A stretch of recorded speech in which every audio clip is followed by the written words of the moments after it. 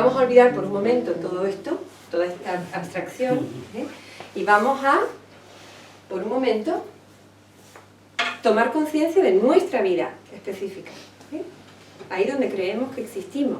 Cada uno de nosotros está sentado aquí creyendo fehacientemente que es una persona. Y cuando cada uno de nosotros dice yo, se está distinguiendo del resto de la concurrencia. No nos olvidemos de eso. Por tanto, el perdón tiene que ir a operar ahí, a ese yo que se siente especial y que por tanto solo puede entablar relaciones especiales.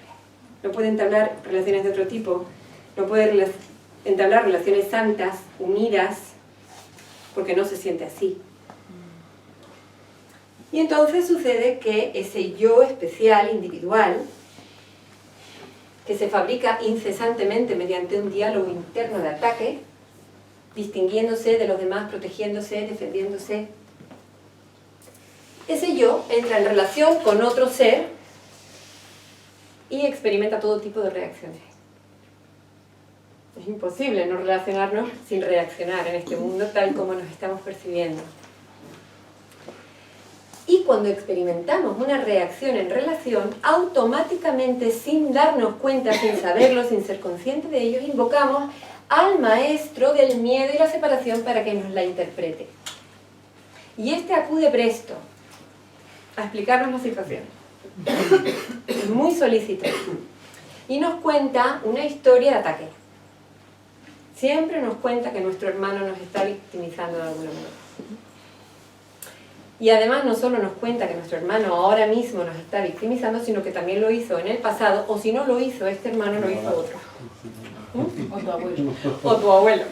O si ya nos apuntamos a un taller transgeneracional, a lo mejor algún antepasado que ni siquiera está vivo. Pero hay que hacer esos niveles a veces, ¿no? Porque yo me veo que me peleo con no poder con no estar en otro sitio. Pero claro, después hay que calmarse y decir, bueno, tú estás en esto, con relaciones familiares, está todavía en tu rango, pues aquí hay que estar. Efectivamente. Y con inocencia. Y con absoluta inocencia. Y además, incluso ahora que mencionas eso, puesto que es imposible que estemos en ningún lugar en el que no nos corresponda estar, si yo estoy haciendo una constelación familiar y yo hago esa constelación familiar con la plena conciencia de que el mundo es un espejo, esa constelación no puede sino estar brotando de lo que hay en mi interior y no puede sino estarme dando el dato que necesito ahora para perdonar. Yo puedo transformar una constelación familiar en una lección de perdón si coloco mi mente en la perspectiva adecuada. ¿Vale? O sea que nada se pierde aquí, una vez que la mente se ha entregado al propósito del perdón. Todo vale. Como pequeñas herramientas. Claro, claro. Cuando vamos a ver con qué maestro, ¿no?, estamos viendo la situación, Sí. quizás una clave importante es ver si hay culpa en algún sitio. Si estoy culpando de algo a alguien o a mí mismo. Claro. Si no hay culpa en nada, es que me estoy dejando guiar por el Espíritu Santo. Claro, fíjate, más antes incluso de que yo me pueda dar cuenta intelectualmente de si yo veo culpa o no, hay algo que es mucho más inmediato, que es lo que yo siento. Porque obviamente si yo no estoy en un estado de paz, lo que pasa es que nos hemos vuelto tan antinaturales, tan extraños a nosotros mismos, que ni siquiera sabemos cómo nos sentimos. Yo siempre cuento, porque a mí me causó estupor la primera vez que yo medité hace muchos años, que me daban la instrucción de ver cómo me sentía y yo no tenía ni idea de cómo me sentía, porque yo era una completa extraña para mí misma. Estaba tan absolutamente enajenada que yo no era capaz ni siquiera de registrar mis estados de ánimo. Y tenía una capacidad de sufrimiento tan grande que para llegar el sufrimiento al dintel a partir del cual yo me daba cuenta de que estaba sufriendo, tenía que haber una inmensa cantidad de sufrimiento.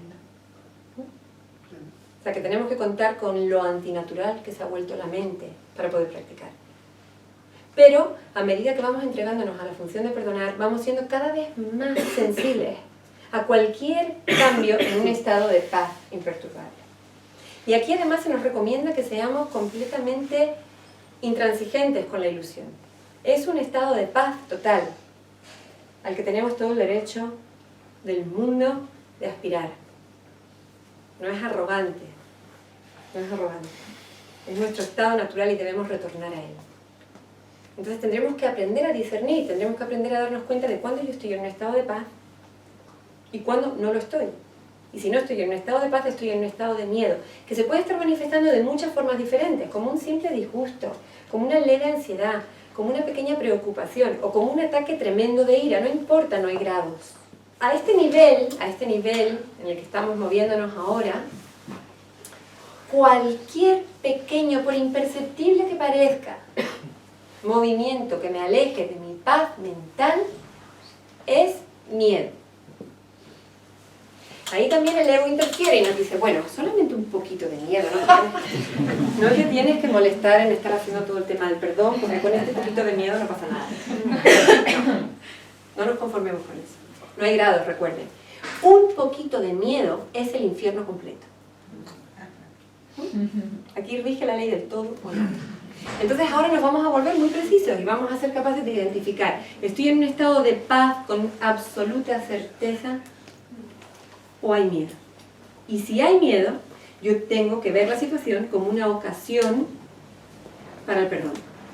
Como nos decía hoy la lección. Ahí hay un regalo que se me está brindando. Ahí hay un tesoro que se me está ofreciendo. Pero cuando yo internamente he reconocido, y es que además es imposible leer el curso de milagros con verdadero deseo, con anhelo, con ganas, venir aquí más de una vez, si no ha habido una llamada a la que estamos respondiendo, si no ha habido un deseo de cambiar de propósito interno en la mente. Por tanto, con eso ya casi que podemos contar. Y a partir de ahí se va a poner en marcha un proceso que va a ir haciendo que cada vez más yo sea capaz de detectar estos estados. Puede que se dificulte durante un tiempo, puede que haya confusión, pero el perdón encuentra su manera, porque recuerden que no lo hacemos solos. Recuerden que estamos invocando el poder de Dios. Y es pura arrogancia creer que ese poder puede fallar.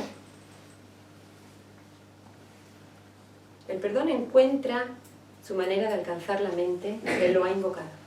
Lo hace. Podemos confiar en ella. Incluso aunque no lo entreguemos todo. La entrega de todo ya es la maestría del perdón. Tenemos que contar y sentirnos completa y absolutamente inocentes ahí cuando detectemos que hay cosas que no las queremos entregar al perdón. Lo que sí es conveniente que vayamos intentando hacer es no decir no puedo. Sustituir ese yo no puedo perdonar esto por no me da la gana de perdonar esto. Es mucho más sano, porque es mucho más cercano a la verdad, es mucho más cercano a la verdad de mi poder. Decir no puedo me aleja de mi poder.